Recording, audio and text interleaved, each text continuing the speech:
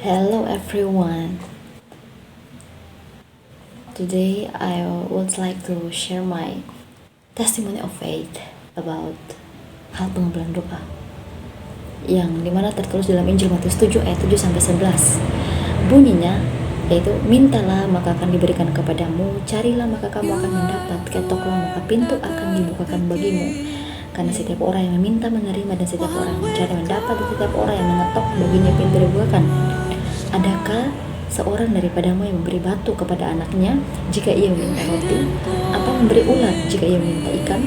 Jadi jika kamu yang jahat tahu memberi pemberian yang baik kepada anak-anakmu, apalagi Bapamu yang di sorga, ia akan memberikan yang baik kepada mereka yang meminta kepadanya. Dan di dalam 1 Yohanes 5 ayat 15, dan jikalau kita tahu bahwa ia mengabulkan apa saja yang kita minta, maka kita juga tahu bahwa kita telah memperoleh segala sesuatu yang telah kita minta kepadanya. Jadi kalau kayak mana minta ke Tuhan, percaya bahwa anak-anak sudah apa itu. Tinggal bagaimana anak berusaha. Jadi cerita ini tuh bagaimana Tuhan jawab kita berdoa. Menurut kita ya cepat, sangat cepat. Ya memang tidak saat itu, tidak saat dimana pada malam itu kita harus berdoa Tuhan jawab, tapi di beberapa hari kemudian Tuhan jawab. Jadi cerita itu begini, beberapa hari lalu tuh tapi keuangan tuh masuk lebih sekali tuh, tinggal berapa puluh ribu saja, sampai ratus gitu. Nah kita ini tipe orang yang langsung khawatir, karena kita tuh kalau misalnya dapat duit itu kayak kita langsung list kebutuhan utama apa yang harus kita beli, kayak mana yang harus kita prioritaskan, supaya kalau misalnya uang tinggal begini kita masih bisa bertahan lah, masih bisa handle. Sudahlah. Dan di saat itu tuh kayak beras habis, terus uang tinggal begitu, tinggal sedikit, dan yang lain-lain juga kayak lauk-lauk itu emang habis. Dan kita otomatis harus beli. Beberapa hari lagi itu kan hari Minggu. Saat ini banyak masalah finansial juga ada, masalah kuliah, ada banyak masalah. Tapi satu yang tak tahu, Tuhan itu akan dengar apa yang diminta, Tuhan akan jawab. Rancangan Tuhan itu selalu baik, selalu luar biasa, dan Tuhan perencanaan itu selalu yang terbaik. Dan satu yang selalu percaya bahwa masalah yang terhadapi saat itu tak ada apa-apanya di mata Tuhan. Tuhan bisa bantu, Tuhan bisa kasih solusi pengana melalui orang lain. Tuhan bisa pakai orang lain untuk bantu kamu. Jadi kan pas rasa beli tapi yang kamu butuh, yang terasa prioritas, dan tinggal berapa ribu saja.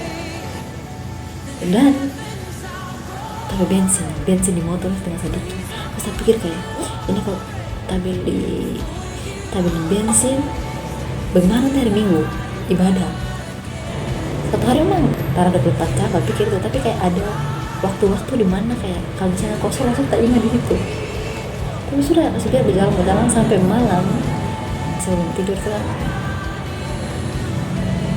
bercurhat ke Tuhan, kita bilang apa adanya, pokoknya pakai bahasa begini kayak seolah tuh kayak Tuhan tuh orang Maluku Utara, seolah Tuhan tuh orang tua lo jadi mengerti. Memang Tuhan bahkan selalu tahu mana sebelum datang, Tuhan sudah tahu apa yang ada gitu. Cuma Tuhan tuh mau datang,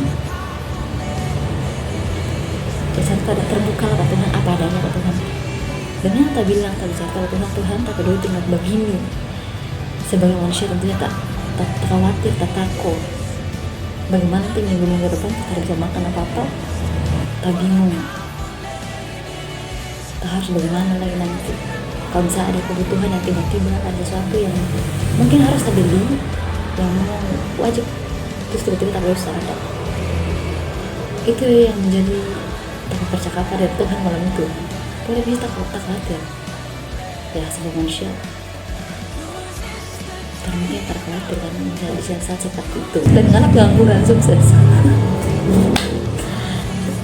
Nah sudah habis itu tak tutup, jadi sudah doa itu selalu tutup dia bilang semoga kehendak Tuhan yang jadi, apapun itu semoga kehendak Tuhan yang jadi, bukan tanpa kehendak, karena kita tahu Tuhan tuh selalu kasih yang terbaik. Tuhan akan jawab tapi doa sesuai dengan kehendak Tuhan, itu yang kita mau. Tolong kasih kekuatan untuk kita. Kadang kan Tuhan murnikan tuh puji ke orang tuh kadang lewat tanpa doa-doa yang mungkin temu lain, tapi Tuhan kasih lain. Bukan berarti Tuhan bahkan Tuhan dengar, tapi Tuhan kan tahu mana yang terbaik untuk orang. Sudah, habis itu malam tidur. Setelah 1 hari atau 2 hari kemudian tuh, kemarin lah, tiba-tiba ada dapat telepon kalau ada transfer duit sekian. Atau itu berasa kayak apa? Entah lah, berasa kayak secara duit tiba-tiba ada orang telepon, so transfer, data cek, betul, so transfer, langsung kayak, oh Tuhan Yesus terima kasih banyak. Kayak Tuhan terjauh tak bersifat itu. Kayak sekarang tuh kita jadi speechless deh. Kebaikan Tuhan itu kayak kalau bisa berkata-kata lagi. Sekarang tahu kayak mau menggambarkan kebaikan Tuhan tuh kayak secara kata-kata ya. Memang Tuhan sebaik itu. Dan satu yang kita cuma bilang, masalah apapun yang mau dihadapi saat ini, mau seberat apapun itu, sehancur, sekotor apapun, jangan pernah jauh dari Tuhan. Awal kejatuhan adalah menjauh dari Tuhan, menambah jauh dari Tuhan.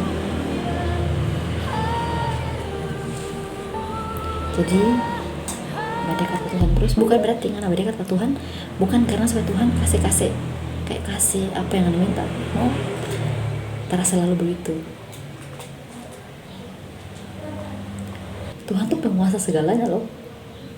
Bumi, laut, udara, surga dan neraka, itu sama tuh Tuhan berdaulat atas itu. Jadi cuma ada masalah yang di mata Tuhan cuma kecil saja.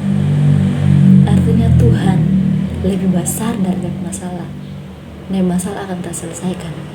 Lebih inti, jangan pernah baca dari Tuhan.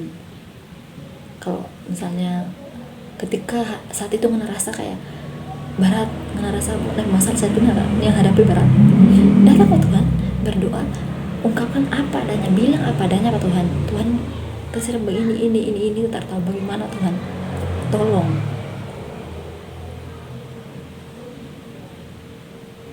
Bilang ke Tuhan, karena Tuhan pasti akan bantu, pasti dan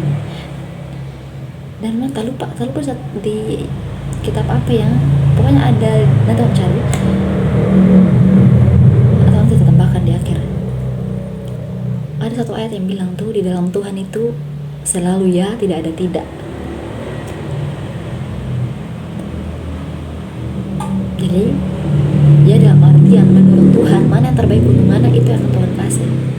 Bukan berarti Tuhan ikut apa mau, ngana harus ikut ke Tuhan, karena Tuhan ini kan raja. Tuh orang ini ke bawahan, ke rakyat jelata, masa ngana mau raja yang begitu agung ikut ngana apa mau? Kan tuh pikir mungkin raja, orang yang paling tinggi, paling berkuasa, ikut ngana rakyat jelata apa mau? Ya selalu masuk akal sih, karena masuk akal. Jadi ngana harus ikut Tuhan mau. Jadi itu tapi cari tempat kesaksian iman yang Tuhan jawab tapi doa cuma dalam beberapa hari. Dan terima kasih untuk orang yang sebantu